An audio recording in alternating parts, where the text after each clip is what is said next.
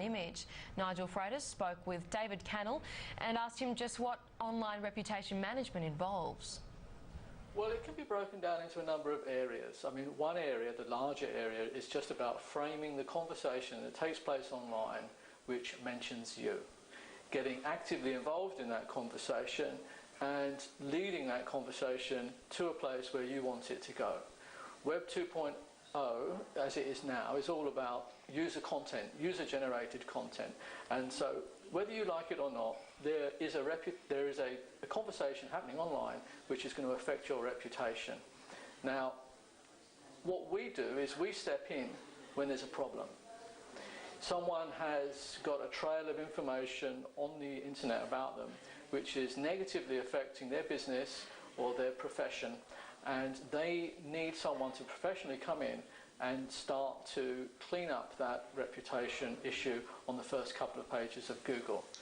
So what we then do is we create a lot of positive content, we promote that positive content, and we get that positive content to start to dominate the first few pages of Google, so that if you Google a person or if you Google a company or a service or a product, what you see is what our client wants you to see. Now, a recent article in the New York Times on this subject provoked a lot of response. Why do you think that is? I think this has been brewing for about 6 months, actually. There have been a few other pieces in the media which have caught people's attention, and it's reaching a critical mass now where people are realising that this is an issue that's not going to go away. It's something that they do have to deal with, and it can be very, very nasty. You can see that people have built a lifetime building up a reputation, and they're seeing it destroyed overnight online in a new medium which they don't necessarily understand. So I think there's a fear factor involved here. Who are the kinds of people that are using these services? Is it predominantly individuals or corporations? We get a wide range of inquiries, actually, from individuals, professional people, and also small corporations. Larger companies tend to now be doing this in-house, and I've heard recently that a major bank has just employed a team of 8 people to work in-house to manage their reputation online. But smaller companies obviously don't want to do that. They'd rather outsource it to a company like ourselves. And also individuals, particularly professional individuals, for whom it's very, very important that when someone searches for them, their reputation is clean. And these days, as you know, everybody goes to Google. The first thing you do is go to Google, whether you're employing somebody or whether you're looking to hire someone, their services. So how you show on the first couple of pages in Google is very, very important these days. And what forms can damaging content take? Look, it can take a very wide range of forms. Sometimes it's simply malicious. You've got someone with a grudge, a former employee, former spouse, someone who has got a real axe to grind. And these very often are the kind of problems that people come to us with. They've got someone out there, a former employee, who has made it their mission to sit around on the internet and blog away and create a problem. So often it can be malicious. Another area can be where product review sites, for example, people are going online and posting their experience about a particular product, and unfortunately it's the negative stuff that tends to stick more than the positive stuff. That's one area. And then there's another area where one of the things that people say is, look, if you haven't done anything wrong, you've got nothing to worry about. And that's simply not true. Very often you can be mentioned on the periphery of an issue and get dragged into that in Google's algorithm, so that someone searches for you. What shows up is a lot of negativity which you are only indirectly associated with. And my very first client, in fact, was merely the friend of the victim of a crime. On average, how much could a person be expected to pay for this? It really depends on the metrics of the job. If it's just appearing on a spammy blog, which is quite easy to knock off the first page, it can be quite different from whether it's showing on a really authoritative website such as a news agency. Some jobs we can clear literally within a matter of days, and we've done that. Other jobs will take 3 to 6 months. So you can see, you can't really say this is a typical pricing. It can range from hundreds of dollars to thousands of dollars, and in some extreme cases, it could go to tens of thousands of dollars, but that's more at the corporate end. What's your view on social media sites such as Facebook? Should people be very careful about them or not use them at all? Look, social media sites are not going away. Social media sites are here to stay, and they're going to grow in popularity. I think it's a redundant argument to say that you should just ignore them. But what you do need to do is be very vigilant in what you say about yourself, what other people say about you, and be very, very careful and be aware of the fact that what you put online can stay there forever. And this starts very, very early on. I mean, parents should be very, very careful right at the outset about what they're putting online about their children, for example. Well, social media can provide opportunities for business, but also has its share of risks. The Australian Defence Force is just one recent example of an organisation caught out by the blurring of public and private boundaries. Joining us now to talk more about this fascinating aspect of social media, Thomas Tudhope, a director at social media risk management firm SR7. Thomas, great to have you on board. Thank you. Good to be with you. And a great chance to chat about this because that has been so public, that story of the ADF. Have you been watching that and thinking, look, that really could have been avoided? Yeah, I have. I guess leaving the individual incident aside, it's hard to say whether one particular incident would happen or not.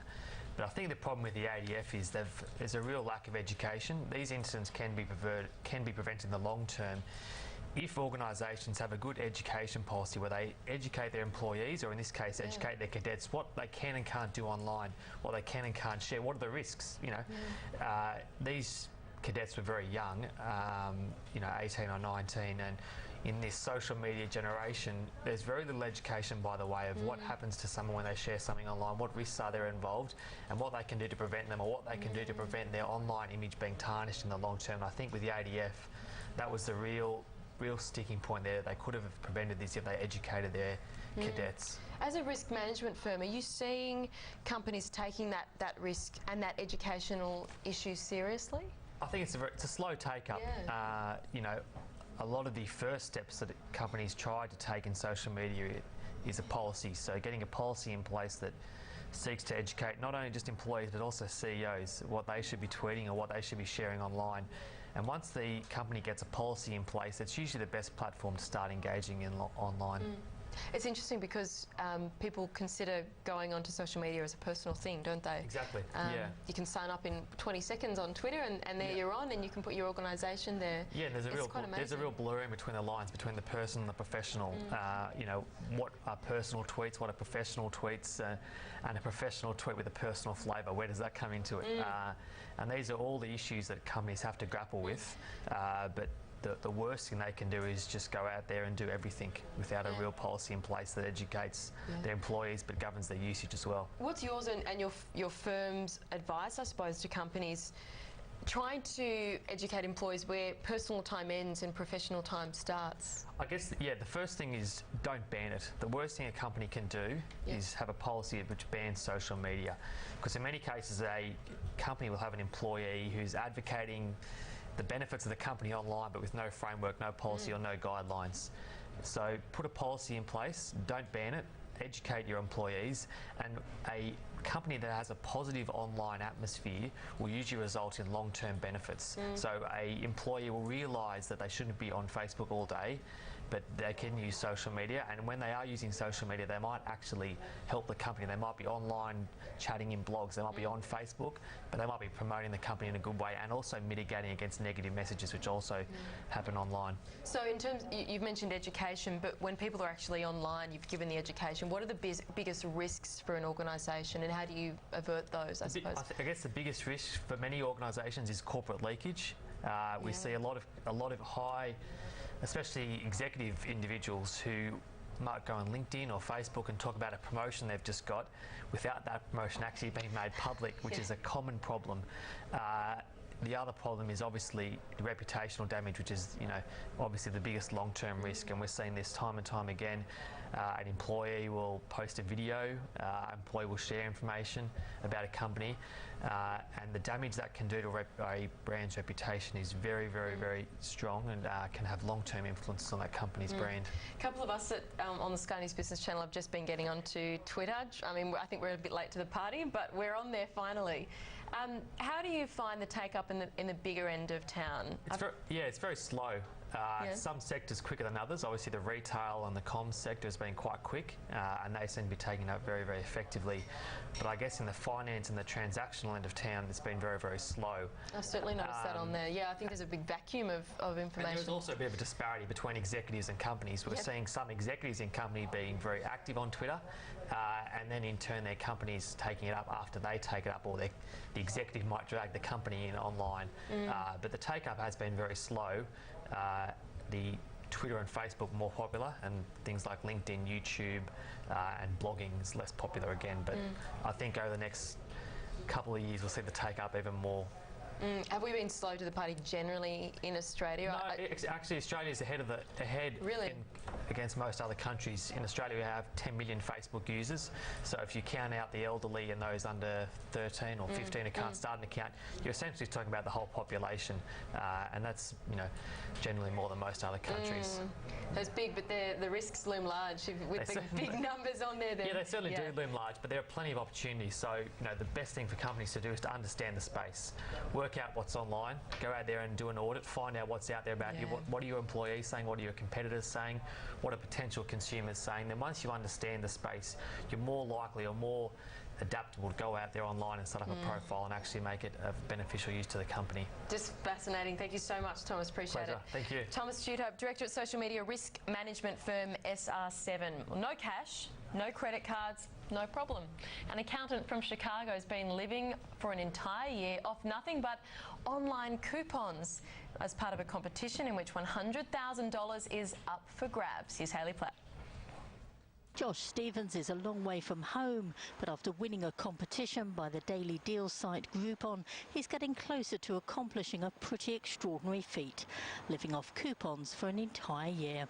The Chicago-based company behind the promotion has been the toast of the tech scene recently, reportedly turning down a $6 billion buyout offer from Google in December.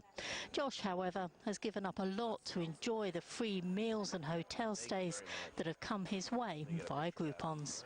I've had to essentially give up my whole life as I knew it prior. All my stuff is in storage.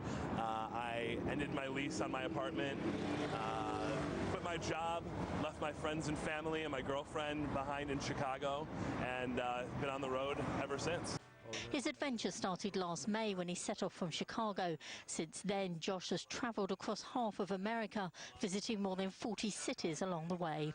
He hasn't used any cash. Even small items are paid for by offering coupons in exchange. There have been times when I wasn't sure where I was going to stay that night, even 9, 10 p.m.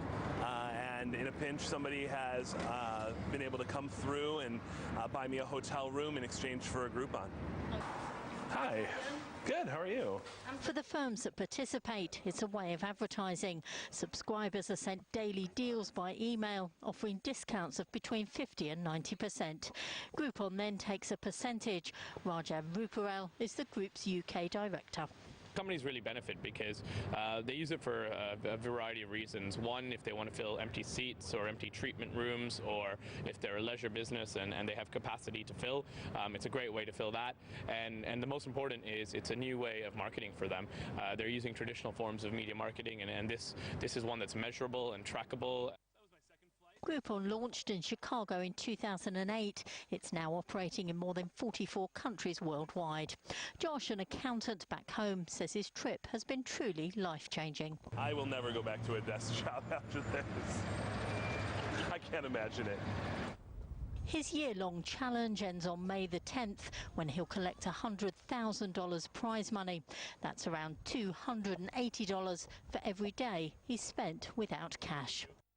That's the Tech Report for today. The headlines and the markets coming up next on Sky News Business.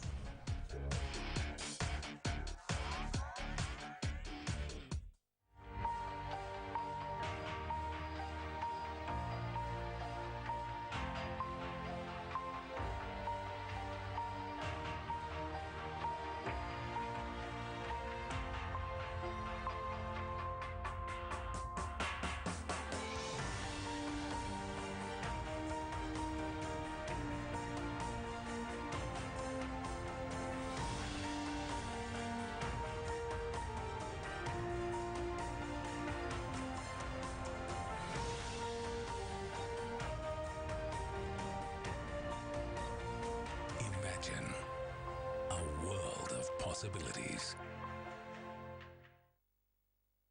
BookChinaOnline.com, your one-stop shop for China travel. Top 10 China tours are on sale now. The 10-day Glimpses of China tour is now from just $21.99 per person. BookChinaOnline.com by China Holidays is my choice. Helping me to cover the big property issues this week is economist and futurist Brian Haratzis, and Lisa Montgomery joins me with her usual flair and amazing property knowledge. That's tonight on Your Money, Your Call.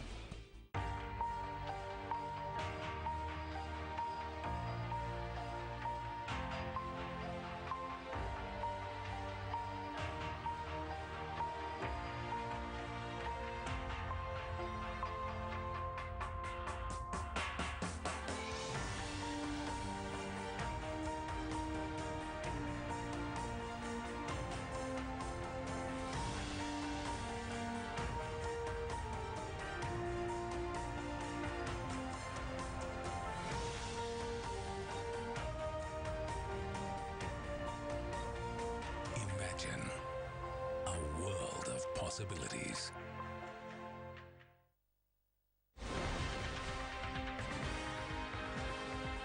This is Sky News Business, Australia's business channel. Up arrows, the local market tipped to open higher thanks to a positive lead from Wall Street. Tightening the belt, China raises its bank's reserve requirements in an effort to ease the soaring economy. Meeting of the minds, G20 leaders agree on a framework for sustainable growth in the face of economic adversity. And consumer concern, the market hoping for just some slight improvement when Woolworths reports its first quarter sales today. This is First Business.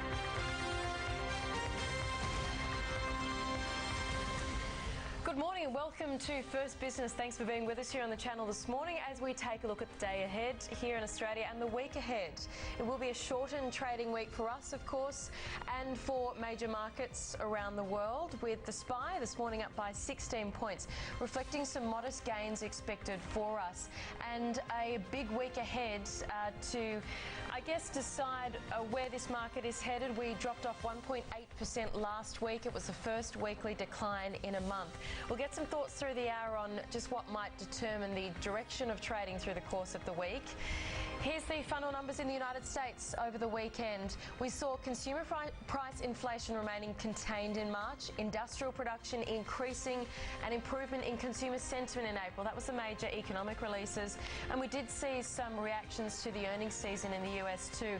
This week ahead, we've got something like a fifth of the S&P 500 companies reporting results. So it is a huge week for these markets. And again, just reflecting on last week, we saw about a 0.6% decline for the S&P 500 index and the NASDAQ. In fact, the stocks that actually did the best were the defensive stocks on this market, utilities and healthcare. Let's get up to speed with some of the